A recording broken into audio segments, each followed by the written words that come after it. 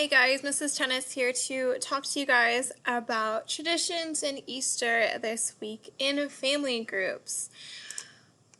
So really quick, why is Easter important? Hopefully you guys have heard from chapel this week by Mr. Ruckley why it's so important in all the days that we get to celebrate. So, and during Holy Week and stuff like that, that there's Holy Monday, Holy Tuesday, Spy Wednesday, Maundy Thursday, Good Friday, Holy Saturday, and then obviously Sunday.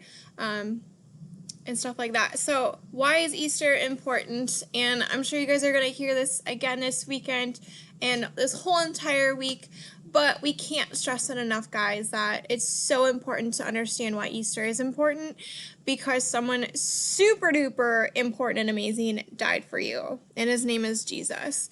He knew and knows each and every single one of you guys, and yet he still died for you. Despite our flaws, despite our sins, he has carried all that to the cross, and he died for you, and that's why it's important. What else is important is celebrating it, and celebrating it for the right reason and knowing why you're celebrating it. So we're going to talk about traditions.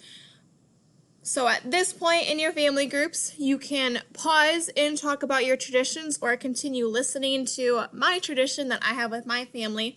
But I think it's really cool to hear how each family celebrates Easter, or maybe it's a different tradition that you want to talk about that you and your family do. So go ahead and pause right now and talk about your tradition, or you can listen to my tradition and pause after. So my family, what we would always do when we were young is we would go to sunrise service, which is at 6 in the morning, believe it or not. So my mom would wake us up at around 4:30 in the morning, and we would wake up to Easter eggs hidden in our room, and then we also had Easter eggs just scattered throughout our whole entire house, wherever, as well as like little presents and baskets scattered as well. So we had like a scavenger hunt. But anyways, I remember we would wake up at 4:30 in the morning, and we would be so excited to go find these eggs. We each had a specific color. So my color, it was yellow, of course, because that's my favorite color. My sister's was pink, my brother's was blue, and my other brother's was green. So we always made sure that we found our color eggs.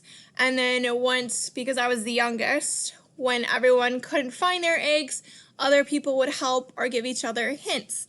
And then we'd go to church at 6 in the morning, and then we'd come back home, and then we'd find our baskets, our Easter egg baskets, which were usually hidden in like the washer or the bathtub, sometimes the oven, or somewhere's kind of crazy. But my mom would always have clues that would help us to find where our baskets were.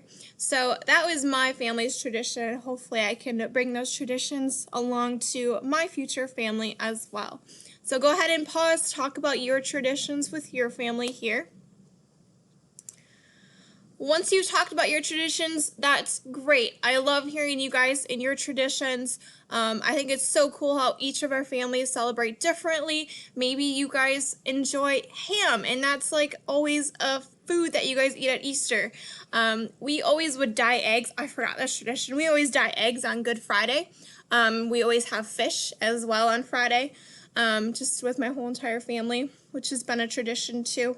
But maybe you guys have a certain kind of food that you always eat at Easter. Ours is always different.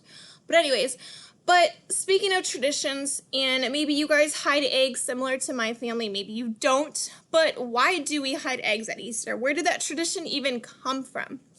Well, early Christians adapted certain beliefs, making the egg a symbol of the resurrection and the empty shell a metaphor for Jesus' tomb. In the medieval period, eating eggs was forbidden during Lent, which is that 40-day period before Easter. And then on Easter Sunday, the fast ended with feasting, and eggs were then considered an important part of these celebrations. This was especially true for poor people who couldn't even afford meat. So eggs were the cheapest thing that they could afford. Eggs were also given to the church as a Good Friday offerings, and villagers often gave eggs as gifts to the Lord of the manor at Easter. Royals also got involved in this tradition. So in 1290, Edward I purchased 450 eggs to be decorated with colors or gold leaf and then distributed to his household. So that's kind of why we have eggs during Easter and kind of what that symbolizes. But now, what about the Easter egg hunt? Like, where did this hiding eggs come from? So the custom of the Easter egg hunt actually comes from Germany, and some suggest that its origins date back to the late 16th century, when I can't say that word, reformer Martin Luther, who you guys should be familiar with, organized egg hunts for his congregation. The men would hide the eggs for the women and the children to find. And this was a nod to the story of the resurrection, in which the empty tomb was discovered by women. In the German Lutheran tradition, the Easter egg hunt is linked then to the Easter bunny, or the Easter hare, as he was originally known. However, there's different links between the two, and they go back earlier in Central Europe when hares are actually associated with fertility, and so there's been paintings that appear with the Virgin and the Christ child. There's also sometimes a hare snuck in there, which is a bunny, in the painting as well. So there's all different kind of backgrounds to this, but generally this is where the Easter egg hunt comes from. I think it's so cool that we're able to celebrate that today. So we have some fun options for you guys, leaders or teacher, whoever is controlling this. Go ahead and you can either pause on the one that you and your group are doing while I explain it, or fast forward through it.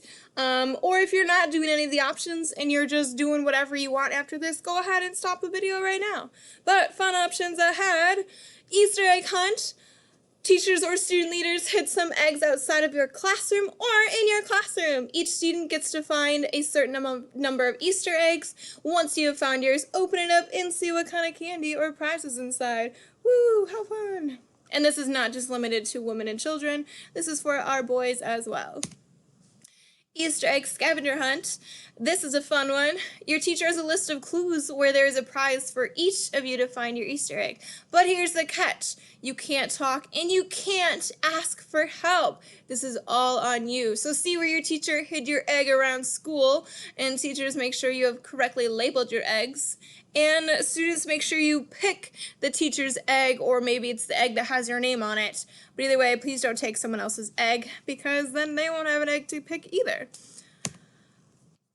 We have Easter egg spoons. This is like the card game Spoons. If you don't know how to play that, you can just come find me or look it up. Super easy rules. Except instead of grabbing for spoons when someone gets 4 of a kind, you have to go find an egg. So teacher or student leader, go hide some eggs, 1 for each person, except for 1 less, so 1 person will not get an egg. If you don't find an egg, you lose. The dealer or the previous loser hides the eggs in the classroom somewhere for the next round, so everyone has to close their eyes. Last but not least, there's a bunch of Easter Kahoots that you can play that are a lot of fun, that will test your knowledge. Maybe some of the answers is what I just covered earlier about the tradition of Easter. Who knows? But I hope you guys have a lot of fun, and happy early Easter. It's my favorite holiday, and I hope it's one of yours too.